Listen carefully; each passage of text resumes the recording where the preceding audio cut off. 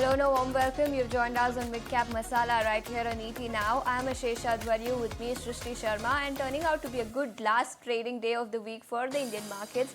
Nifty is now up nearly 145 points as we speak to trade near that 25,960 mark. As far as Nifty Bank is concerned, that too is up nearly 160 points as we speak. In terms of individual stocks which are bucking the trend, we have Max Healthcare. That one is up 2.5%, the biggest gainer from the Nifty 50 index, followed by Bharat Electronics Limited, up more than 1.5%. Tata Motors, PV, Reliance Industries and Infosys are also some of the other gainers from the Nifty 50 pack. On the losing side, those select few stocks continue to remain under pressure. Something like Shriram Finance, that one is down nearly 1.5%. HCL Tech, Coal India and Bharti Airtel also continue to remain in focus. But in terms of individual stocks that are buzzing in trade, remember we have a whole host of counters which are in focus today. Something like Aeroflex Industries, that stock is gaining in trade today, one on the back of their capacity expansion plans, but also because Ashish Kacholia has been given some additional shares via preferential issue. This is preferential issue to non-promoter entities, and on the back of that, this stock, remember, is up nearly 6%. Aeroflex Industries is the stock that we are talking about. That stock in focus on the back of that. So yes, a whole host of individual stocks which continue to remain in focus. But from the broader market, several individual stocks, as I mentioned, are also in focus. Something like Aarti Drugs is trading with some gains. Tanla Platforms is up 3%. Nippon Life Shipping Corporation, these stocks are under pressure today. On the gaining side, we have ITI Industries. That one is up 11% on the back of the news that perhaps they will be monetizing some of their assets to repay their debt. So on the back of this big news that has come in, ITI Industries, that one should also come up for you on your screens. The stock, remember, is up 11% on the back of that, 11% higher, 325, the biggest gainer on the Nifty 500 index. Rain Industries is up 10%, Strides Pharma, JK Tyre, Atul are also some of the other stocks which are gaining in excess of 5%. In terms of several individual sectors which are buzzing, remember auto and metals have been in focus for the last several trading sessions, continue to remain in focus today.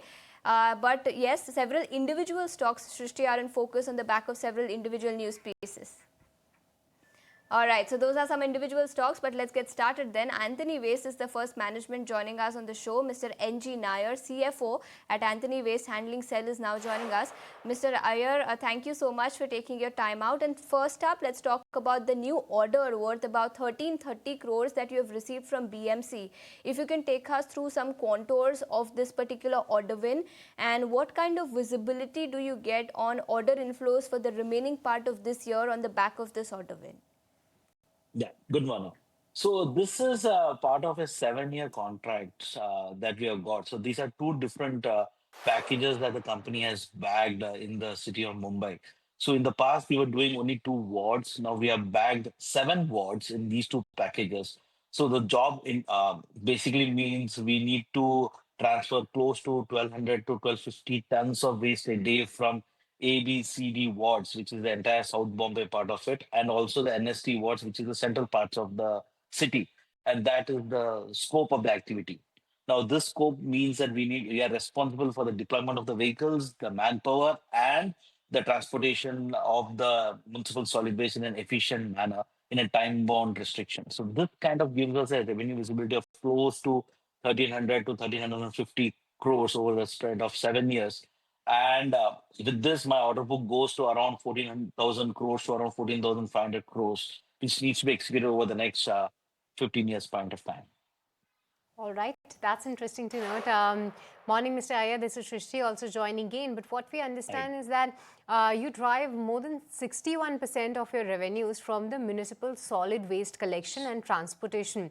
If you can give us some sense that going ahead, are there any plans, concrete plans to diversify this particular risk? Any other areas where you believe that your overall mix will contribute more? Yeah, so currently you are right. We are close to 60 to 65% of my revenue is coming from collection and transportation business. But we are consciously moving more into the processing side. We recently bagged 2 large waste to energy projects in the state of Andhra Pradesh in Kadapa and Kurnool, which will put up another 30 megawatts of waste to energy project. So that will increase our pie of processing revenue into that business. So currently we have one waste to energy project in Pimpri at 14 megawatts, which is operational for more than 2.5 years.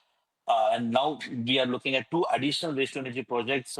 We will start the construction phase in the next month or so.